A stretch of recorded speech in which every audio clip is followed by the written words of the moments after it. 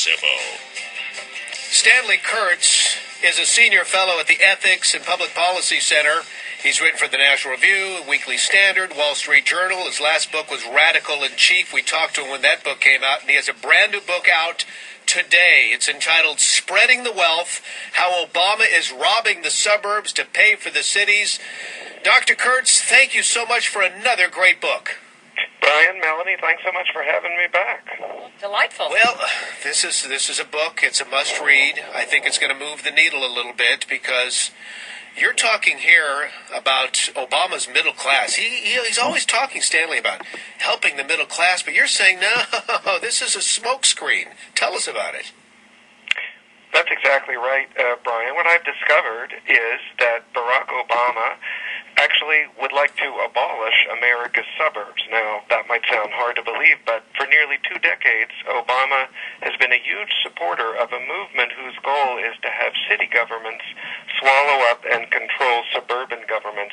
The idea here is to somehow let cities get a hold of suburban tax money. The bottom line is Barack Obama wants to redistribute the wealth of America's suburbs to the cities. So what I do in the book, Spreading the Wealth, is I lay out all the plans he's got in the second term, and they're going to go right after his middle-class suburban supporters. So he wants to get their votes first, and then he's going to hit them with the hammer. I mean, so really, we should have taken a clue. Remember that famous conversation he had with Joe the plumber? That he wants to spread the wealth around? That's really what you're saying. I mean, he meant that when he said it, didn't he? Exactly, and what I've discovered is when you go back, first of all, this is something going on right now, but the key to it is to go back to his history, and I found out when I did something that nobody had seen, which is that Obama had been part of this thing called the Regional Equity Movement, which was all about redistributing the wealth of the suburbs to the cities, and it turns out that the very same people he worked with all those years ago in Chicago on that program are working with him now in the White House. People don't know this. That's what I've discovered, but it's going on. Right now, Obama is having some of the very same community organizers who trained him, who worked with him in Chicago, are shaping administration policies on the suburbs, laying the groundwork for a major redistributive push in a second term. You know, Dr. Kurtz, this is very Saul Alinsky-like, because Saul Alinsky, I've read a lot of his stuff, and he seemed to want to, on the one hand, cater to the middle class, but at the same time eventually wanted to strangle the middle class, and that sounds like what Obama is trying to do here. So that's exactly right, Brian. The community organizers who trained Obama were Alinskyites. They followed Saul Alinsky, and they talked a good game about being for the middle class. But when you looked at their actual program, they really wanted to get the money of the middle class and redistribute it. And there's a fellow named Mike Kruglich who literally trained Obama back in Chicago, who is now the leader of this movement to redistribute the wealth of the suburbs. He is an Alinskyite. He's working with Obama right now, and all of his top people are shaping administration policy. You know, if Obama were working today in the White House with Bill Ayers or Jeremiah Wright, the public would be outraged. But this Kruglich fellow is every bit as radical as they are. It's just that since he's not as famous, people haven't even realized that Obama is working with Kruglich and with his new group. Stanley Kurtz with us, the new book out today, Spreading the Wealth, How Obama is Robbing the Suburbs to Pay for the Cities. Okay, Stanley, you just mentioned Bill Ayers a moment ago. You've written a lot about the connection between Bill Ayers and Barack Obama, for example, in your last book, which talks about how Obama had all of these radical relationships with interesting people like Ayers, didn't you?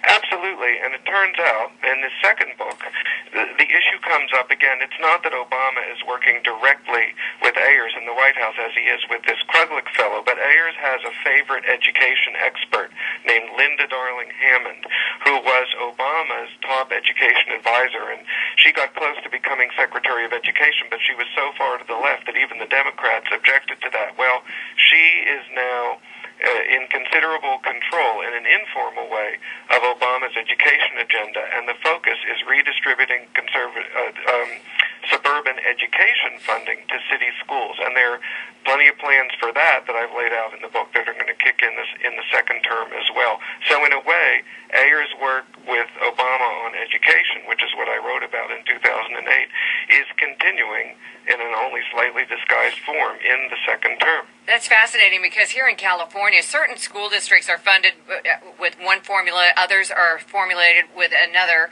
and the wealthy school districts, or the ones with the highest test scores, are where they're going right now. The state of California is trying to take that money away from them. So that may be very much part of the education ideological agenda.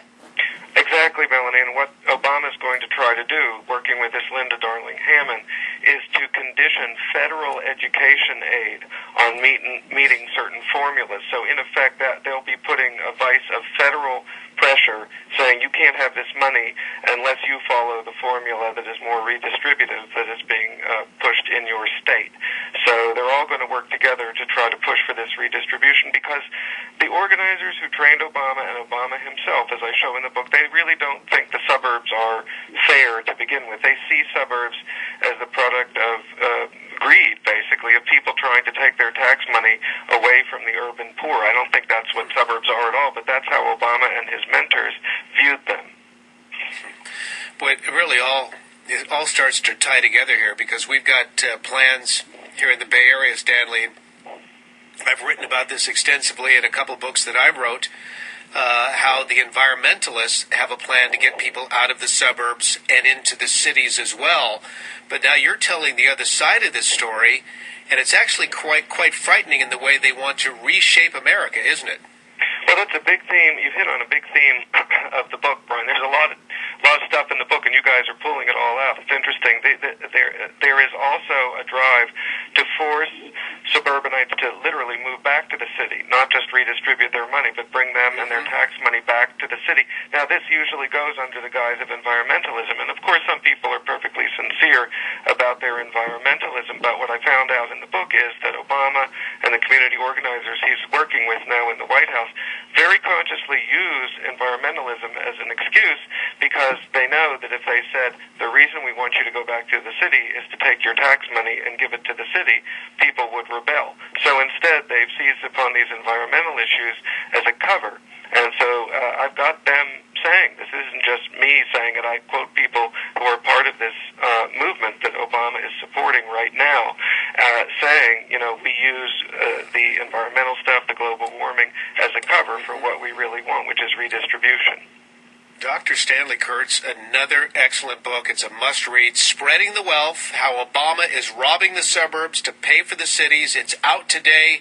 Congratulations, sir. Excellent job. Thanks for having me. Excellent. And it's